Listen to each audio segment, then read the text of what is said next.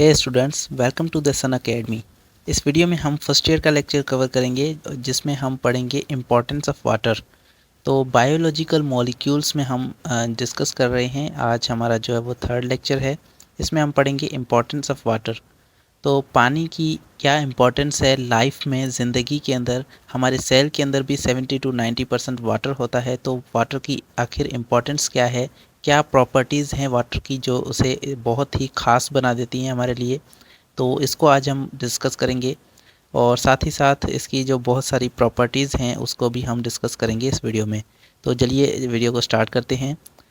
यहाँ पर लिखा हुआ है कि abundant component for living cell approximately 70 to 90%। तो वाटर जो है ये मोस्ट अबंडेंट कंपाउंड है हमारे लिविंग सेल का। जानदार का जो सेल है उसके अंदर 70 to 90% जो है वो पानी होता है। मतलब सबसे ज़्यादा जो कंपोनेंट सेल के अंदर पाया जाता है वो है पानी। तो वाटर जो है ये सेल के अंदर बहुत सारी एक्टिविटीज़ करने के लिए काम आता है। हमारी बॉडी के अंदर जो रिएक्शंस होते हैं उनके अंदर भी पानी का बहुत ही इंपॉर्टेंट रोल होता है। Take part in all biochemical reactions, photosynthesis और बहुत सारे रिएक्शंस के अंदर ये बायोकेमिकल रिएक्शंस जो भी हमारे अंदर होते हैं हमारी बॉडी के अंदर, जैसे कि फोटोसिंथेसिस, रेस्पिरेशन, इनके अंदर ये पानी का बहुत बड़ा रोल होता है। इसके अंदर पानी जो है वो टेक प्लेस करता है। तो यहाँ पर H2O का यहाँ पर जो फार्मूला लिखा हुआ है, पानी का जो फार्मूला है वो है H2O। इसका मतलब ये है कि इसके अंदर 2 हाइड्रोजन के एटम और 1 ऑक्सीजन का एटम जो है वो आपस में बॉन्ड बनाकर ये वाटर का मॉलिक्यूल बनाते हैं। अब ये वाटर का जो मॉलिक्यूल है, पानी का मॉलिक्यूल है, ये है polar molecule. Partial negative charge इसके अंदर होती है ऑक्सीजन एटम पे और पार्शियल पॉजिटिव चार्ज इसके अंदर हाइड्रोजन एटम पे होती है। अब ये पोलर का मतलब क्या है? पोलर मॉलिक्यूल एक्चुअली उस मॉलिक्यूल को कहते हैं जिसके अंदर 2 चार्जेस मौजूद हो। एक्चुअली कोवेलेंट कंपाउंड के अंदर कोई चार्जेस नहीं होते, लेकिन यहाँ पर जो वाटर का मॉलिक्यूल है इसके अंदर इनकी इलेक्ट्रोनेगेटिविटीज़ की डिफरेंस की वजह से इनके ऊपर एक जो है वो पार्शियल एक चार्ज आ जाती है। पार्शियल जो है ये स्लाइटली चार्ज भी कहते हैं। तो स्लाइटली नेगेटिव चार्ज आ जाती है हाइड्रोजन एटम पर और पॉजिटिव चार्ज आ जाती है ऑक्सीजन एटम पर जो है वो नेगेटिव चार्ज आती है, जबकि हाइड्रोजन एटम पर पॉजिटिव चार्ज आ जाती है। और ये चार्जेस जो है ये इसके 2 सेपरेट पोल्स बना देती हैं। यहाँ पर ऑक्सीजन पे एक नेगेटिव चार्ज है और इस पर पॉजिटिव चार्ज है, तो यहाँ पर 2 इसके पोल बन गए हैं और इसे हम पोलर मॉलिक्यूल कहते हैं। तो क्योंकि इसके 2 पोल बन गए हैं तो इसे हम पोलर मॉलिक्यूल कहते हैं। तो पोलर मॉलिक्यूल्स को आगे आप केमिस्ट्री में जो है वो डिटेल से पढ़ेंगे। अब हम आते हैं पानी की जो है वो कुछ प्रॉपर्टीज़ को डिस्कस करते हुए आगे चलते हैं। वाटर की एक बहुत ही इम्पॉर्टेंट प्रॉपर्टी है जिसे हम हाइड्रोजन बॉन्ड कहते हैं। हाइड्रोजन बॉन्ड क्या है? ये एक ऐसा बॉन्ड है जो पानी के 2 मॉलिक्यूल्स के बीच में होता है। अब मिसाल के तौर पे आप बुक के अंदर एक डायग्राम से हम देखेंगे। यहाँ पर वाटर का जो है ये एक मॉलिक्यूल है, इसके अंदर ये रेड कलर का जो है ये हमारे पास ऑक्सीजन है और यहाँ पर ये 2 हाइड्रोजन अटैच हैं इसके साथ। ऑक्सीजन पर है ये नेगेटिव चार्ज और हाइड्रोजन पे ये 2 पॉजिटिव स्लाइटली पॉजिटिव चार्जेस पाई जाती हैं। अब यहाँ पर हमारे पास ये एक मॉलिक्यूल, ये जो है बड़ा करके हमें दिखाया हुआ है, ये एक मॉलिक्यूल है, ये दूसरा मॉलिक्यूल है, ये तीसरा। यहाँ पर कुछ मॉलिक्यूल्स हैं। इन 2 मॉलिक्यूल्स के बीच में क्या हो रहा है? यहाँ पर इसके ऑक्सीजन पर जो स्लाइटली नेगेटिव चार्ज है और यहाँ पर इसके हाइड्रोजन पर जो चार्ज है, ये दोनों चार्जेस एक दूसरे को अट्रैक्ट कर रही हैं। मतलब कि यहाँ पर एक मॉलिक्यूल के हाइड्रोजन और दूसरे मॉलिक्यूल के जो ऑक्सीजन है, इन दोनों के बीच में एक तरह की जो है वो अट्रैक्शन हो रही है। अब यहाँ पर आप थोड़ा सा गौर करें तो आपको यहाँ पर जो है वो अट्रैक्शन दिखाई दे रही है कि यहाँ पर ये हाइड्रोजन का एटम है, ये हाइड्रोजन का एटम है और ये ऑक्सीजन का एटम है। इन दोनों के बीच में जो वो अट्रैक्शन हो रही है क्योंकि पॉजिटिव चार्ज नेगेटिव चार्ज को अट्रैक्ट करती है। यहाँ पर भी ऑक्सीजन का एटम है और ये हाइड्रोजन का एटम है, इन दोनों पर नेगेटिव और पॉजिटिव चार्जेस हैं, तो ये दोनों एक दूसरे को अट्रैक्ट कर रही हैं। अब ये अट्रैक्शन जो है, ये जो बॉन्ड बन रहा है इन 2 मॉलिक्यूल्स के बीच में, इसे हम हाइड्रोजन बॉन्ड कहते हैं। इसकी डेफिनेशन क्या है? The intermolecular force of attraction between partial positive hydrogen atom of one water molecule and partial negative oxygen atom of the other water molecule is called hydrogen bond। तो intermolecular force है। Intermolecular force उस force को कहते हैं जो 2 molecules के बीच में हो। तो ये इंटरमॉलिक्यूलर फोर्स ऑफ अट्रैक्शन है, अट्रैक्शन की फोर्स है किसके बीच में, एक पॉजिटिव हाइड्रोजन एटम के बीच में और दूसरे ये एक मॉलिक्यूल का है, ठीक है। तो हमारे पास एक मॉलिक्यूल है जिसका पॉजिटिव हाइड्रोजन एटम है और दूसरा मॉलिक्यूल है जिसका नेगेटिव ऑक्सीजन एटम है। इन दोनों के बीच में क्या हो रहा है, एक अट्रैक्शन हो रही है, फोर्स ऑफ अट्रैक्शन, इसे हम हाइड्रोजन बॉन्ड कहते हैं। इस हाइड्रोजन की बॉन्ड की वजह से वाटर के अंदर बहुत ही इंपॉर्टेंट प्रॉपर्टीज़ डेवलप होती हैं। हाइड्रोजन बॉन्डिंग की वजह से वाटर मॉलिक्यूल्स के अंदर कुछ फोर्सेस आ रही हैं। इसके अंदर पहली फोर्स है कोहेसिव फोर्स। कोहेसिव फोर्सेस क्या हैं? The attractive forces between similar water molecules is called cohesive force, ठीक है। तो अट्रैक्टिव फोर्सेस हैं सिमिलर वाटर मॉलिक्यूल्स के अंदर, मतलब ऐसे मॉलिक्यूल्स जो वाटर के ही हैं, वाटर के सेम खुद के ही मॉलिक्यूल्स के साथ जो अट्रैक्टिव फोर्सेस हैं, मतलब वाटर का एक मॉलिक्यूल दूसरे मॉलिक्यूल के साथ अटैच है, किस वजह से, हाइड्रोजन बॉन्ड की वजह से। तो इस फोर्स को हम कोहेसिव फोर्स कहते हैं, क्योंकि ये वाटर के मॉलिक्यूल्स के ही बीच में है, तो इसे कोहेसिव फोर्स कहते हैं। Water molecules attract each other by hydrogen bond. Water molecules के बीच में ये जो कोहेसिव फोर्स है, ये कौन सी है? ये हाइड्रोजन बॉन्ड की फोर्स है, तो इसे हम कोहेसिव फोर्स कहते हैं। और ये सिमिलर मॉलिक्यूल्स के अंदर होती है, एक ही तरह के मॉलिक्यूल्स के अंदर होती है। जैसे कि वाटर के खुद के मॉलिक्यूल्स हैं, तो वाटर के सारे मॉलिक्यूल एक ही जैसे हैं, तो इनके अंदर जो फोर्स है, जो हाइड्रोजन बॉन्ड की जो फोर्स है, वो कोहेसिव फोर्स है, which help water to feel flowing freely. तो इस फोर्स की वजह से वाटर जो है फ्रीली फ्लो कर सकता है, एक जगह से दूसरी जगह फ्रीली मूव कर सकता है इस फोर्स की वजह से। दूसरी जो फोर्स आ रही है वो है एडहेसिव फोर्स। एडहेसिव फोर्स क्या है? The attractive forces between water molecules and other charge molecules called adhesive force. तो वाटर मॉलिक्यूल की दूसरे चार्ज मॉलिक्यूल के साथ जो है वो अट्रैक्शन होती है। मिसाल के तौर पे अगर हम दीवार से वाटर को लगाते हैं तो वाटर जो है वो दीवार से चिपक जाता है, तो इस तरह से वाटर के अट्रैक्शन हो रही है किसी दूसरे मॉलिक्यूल्स के साथ, इसे हम एडहेसिव फोर्स कहते हैं। तो एडहेसिव फोर्स जो है इसकी वजह से क्या होता है, because of these forces water molecule stick to the wall and prevent backward flow. तो जब पानी ऊपर की तरफ मूव कर रहा होता है तो इसके अंदर पानी जो है वो दीवार से अटैच हो जाता है और बैकवर्ड फ्लो नहीं हो पाता, नीचे पानी गिर नहीं पाता। इसकी वजह से पानी जो है वो ऊपर, जिसे हम कैपिलरी एक्शन भी कहते हैं, तो वो एक पाइप से वो ऊपर जा सकता है पानी। तो इस तरह से एडहेसिव फोर्सेस जो हैं ये वाटर मॉलिक्यूल के वाल के साथ जो फोर्सेस होती हैं इसे हम एडहेसिव फोर्सेस कहते हैं।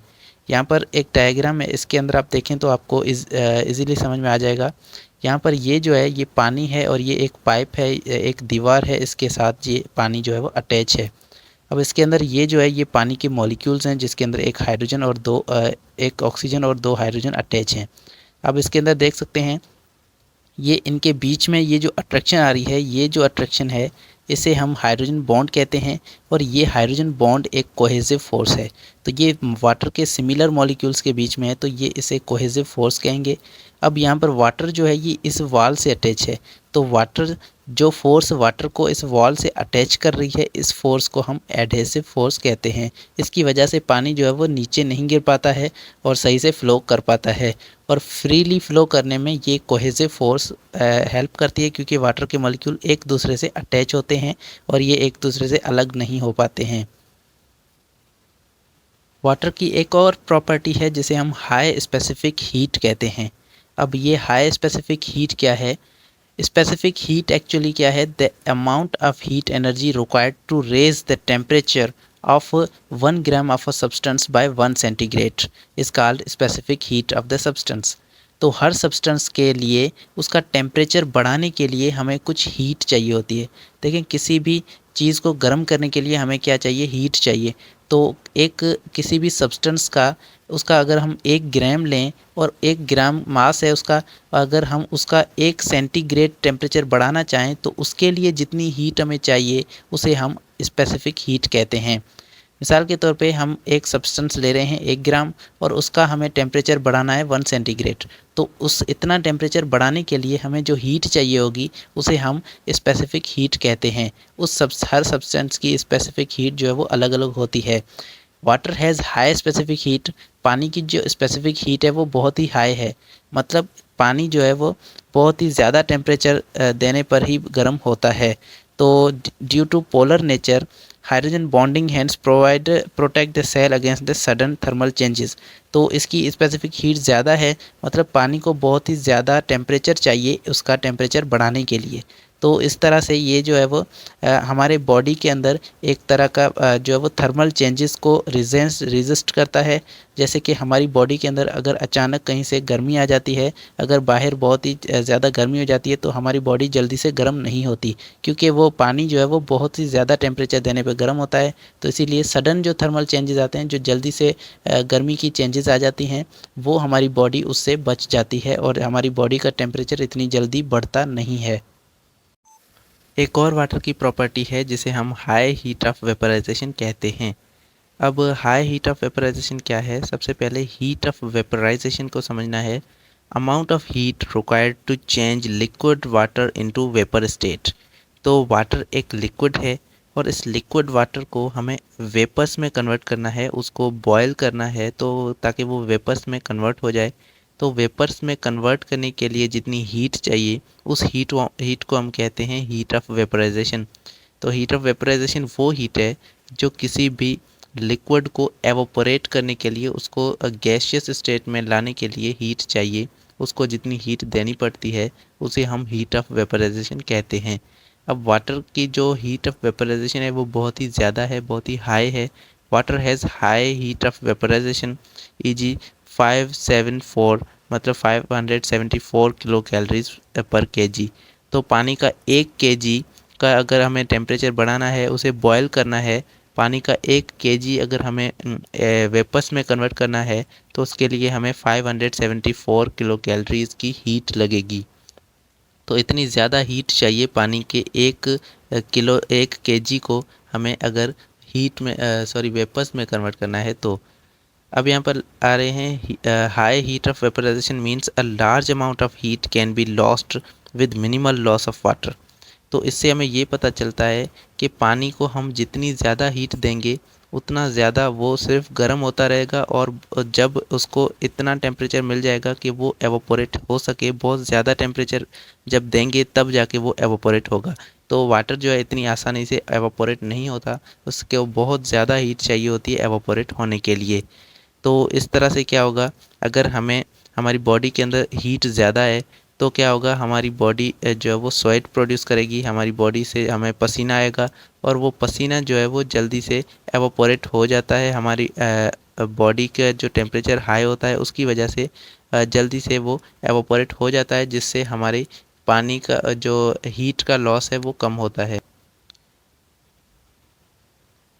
इसका मतलब ये है कि अ large amount of heat can be lost with minimal loss of water. तो हमारी बॉडी के अंदर अगर हीट ज़्यादा है, हमारी बॉडी के अंदर अगर गर्मी ज़्यादा है तो हमारी बॉडी उसको पानी की मदद से उस हीट को बाहर निकालने की कोशिश करेगी, स्वेट प्रोड्यूस करेगी, हमें पसीना आएगा, जिससे हमारा पानी भी लूज़ होगा और हमारी हीट भी बॉडी से बाहर जाएगी, हमारी बॉडी कूल होगी। तो इससे क्या होगा, हमारी जो हीट है वो तो बाहर चली जाएगी, लेकिन पानी इतना ज़्यादा पानी एवोपोरेट नहीं होगा, इतना ज़्यादा पानी हमारी बॉडी से लॉस्ट नहीं होगा। तो ज़्यादा हीट हमारी बॉडी से लॉस्ट हो सकती है इस प्रोसेस की वजह से। When an organism sweats, the body heat is used to vaporize the sweat and cooling the animal। तो जब एक ऑर्गेनिज्म को स्वेट प्रोड्यूस होता है, जब एक ऑर्गेनिज्म को पसीना आता है तो वो क्या करता है, बॉडी की हीट को जो है वो बाहर यूज़ करता है उस पसीने को एवापोरेट करने के लिए। तो उस पसीने को वो उसका जो पसीना है बाहर आ रहा है उसको एवापोरेट करने के लिए उसकी बॉडी की हीट जो है वो यूज़ होती है, जिससे वो ऑर्गेनिज्म कूल हो जाता है, ठंडा हो जाता है। तो इस तरह से हीट जो है वो लूज़ हो जाती है और पानी इतना ज़्यादा लूज़ नहीं होता हाई हीट ऑफ वेपराइजेशन की वजह से। वाटर की एक और प्रॉपर्टी या कैरेक्टरिस्टिक्स ये है कि हाइड्रोफोबिक एक्सक्लूजन वो शो करता है। अब हाइड्रोफोबिक एक्सक्लूजन का मतलब क्या है? हाइड्रोफोबिक एक्सक्लूजन का मतलब होता है हाइड्रोफोबिक जो सब्सटेंसेस हैं उनको अलग करना। अब हाइड्रोफोबिक कौन कौन से सब्सटेंस हैं? जैसे कि ऑयल्स हैं। हाइड्रोफोबिक का मतलब क्या है? फोबिक का मतलब होता है फियर, डर होना। हाइड्रो मीन्स वाटर, तो पानी से जिन सब्सटेंस को डर लगता है उन्हें हम हाइड्रोफोबिक कहते हैं। मतलब वो पानी को रिपेल करते हैं, पानी से दूर भागते हैं। जैसे कि ऑयल हैं वो पानी के अंदर डिज़ोल्व नहीं होते, और वैक्स है ये पानी के अंदर डिज़ोल्व नहीं होते, तो ये पानी से दूर भागने की कोशिश करते हैं। तो ये एक्सक्लूजन शो करता है इनके साथ, जो वाटर है ये वाटर एक्सक्लूजन शो करता है इन सब्सटेंस के साथ। तो the tendency of water to coalesce oil drops into large droplet is called hydrophobic exclusion. तो पानी की वो टेंडेंसी, वो कैपेसिटी जिससे पानी क्या करता है, ऑयल ड्रॉप्स को जो वो अपने से अलग कर देता है और वो खुद से ही लार्ज ड्रॉपलेट बन जाते हैं। मतलब एक अगर ऑयल ड्रॉप आया तो उस ऑयल ड्रॉप को ये वाटर रिपेल करेगा, और दूसरा भी ऑयल ड्रॉप होगा तो उसको भी रिपेल करेगा, और ये दोनों ऑयल ड्रॉप जो हैं ये आपस में मिल जाएंगे और एक बड़ा ऑयल ड्रॉप बना देंगे। ऑयल का एक बड़ा ड्रॉप बन जाएगा और पानी के ये अलग होगा, पानी से अलग होगा, और यहाँ पर ये पानी के ऊपर तैर रहा होगा। तो अगर ऑयल के छोटे छोटे यहाँ पर ड्रॉपलेट हैं तो वो सारे वाटर उनको रिपेल करेगा, और क्योंकि उनका साइज़ छोटा है तो वो आपस में मिलकर एक बड़ा साइज़ बना लेते हैं, और उसके बाद पानी से ये हाइड्रोफोबिक शो करते हैं। तो due to the presence of hydrophobic oil water molecules form more hydrogen bonds and exclude water. तो जब यहाँ पर ऑयल हम पानी के अंदर डालते हैं तो पानी के अंदर ऑयल क्या करता है, ऑयल उनको हाइड्रोजन बॉन्ड्स को तोड़ने की कोशिश करता है। तो जब पानी के हाइड्रोजन बॉन्ड्स टूटने लगते हैं तो वाटर के मॉलिक्यूल्स जो है वो और ज़्यादा स्ट्रॉन्ग हाइड्रोजन बॉन्ड्स बनाते हैं, जिससे ये वाटर ऑयल के मॉलिक्यूल्स जो है वो एक्सक्लूड हो जाते हैं, दूर हो जाते हैं, और ये आपस में जाकर जुड़ जाते हैं। तो इसको हम हाइड्रोफोबिक एक्सक्लूजन कहते हैं। तो हमारी जो सेल के अंदर प्लाज्मा मेम्ब्रेन है उसके अंदर भी हमारी वो प्लाज्मा मेम्ब्रेन भी हाइड्रोफोबिक होती है एक साइड से, जिससे वो पानी को ज़्यादा लॉस नहीं होने देती, क्योंकि पानी जो है वो हाइड्रोफिलिक सब्सटेंस के साथ मिलता है, हाइड्रोफोबिक से वो जो है वो रिपेल करता है, उससे दूर भागता है।